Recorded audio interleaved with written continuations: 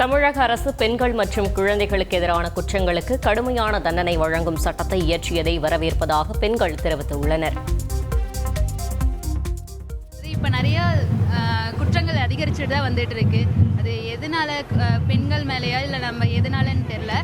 ஆனால் இது நல்லதுன்னு தான் நான் சொல்கிறேன். கண்டிப்பாக நம்பிக்கை இருக்குது. ஏன்னா தண்டனைகள் கடுமையாகும் பட்சத்துலையும் அதிகப்படுத்தும் பட்சத்துலையும் மட்டுமே யாரும் குற்றத்தை தவிர்த்துமாங்க. ஸோ அதனால இந்த தண்டனைகளை அதிகப்படுத்துறது வரவேற்கத்தக்கதான் நாங்கள் எதிர்பார்க்குறோம். எல்லா விதமாகவும் ஆண்களை கடந்து தான் வராங்க. அப்பாவா, கணவனா, குழந்தைகளா எல்லா நிலையிலையும் கடந்து வராங்க. ஆனால் அவங்களுக்குள்ளே உள்ள திறமைகளை இந்த மாதிரி சின்ன சின்ன விஷயங்களால அவங்க இழந்துட்டு வராங்க. அது இல்லாமல் இந்த சட்டம் கண்டிப்பாக அவங்களுக்கு ஒரு அரணாக இருக்கும்னு நம்புகிறோம்.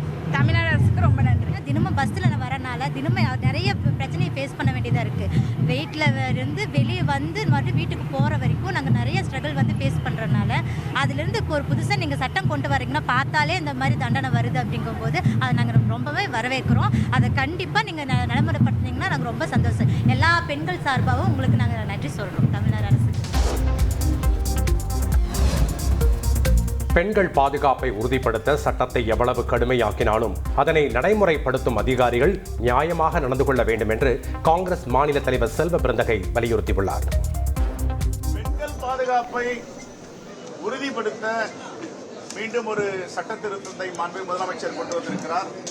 அதை காங்கிரஸ் பேரியக்கம் வரவேற்கிறது.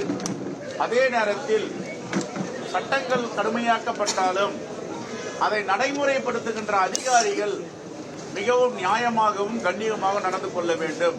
இதில் எந்த மாற்று கருத்தும் இருக்க முடியாது. பல இடங்களில் காவல்துறை அதிகாரிகள் இந்த சட்டங்களை அவர்களுக்கு சாதகமாகவும் மக்களுக்கு எதிராகவும் சில இடங்களில் பயன்படுத்துகின்றனர்.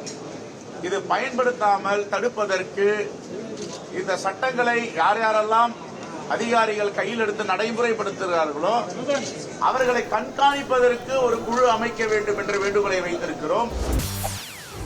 செய்திகளை உடனுக்குடன் தெரிந்து கொள்ள உடனே சப்ஸ்கிரைப் பண்ணுங்க.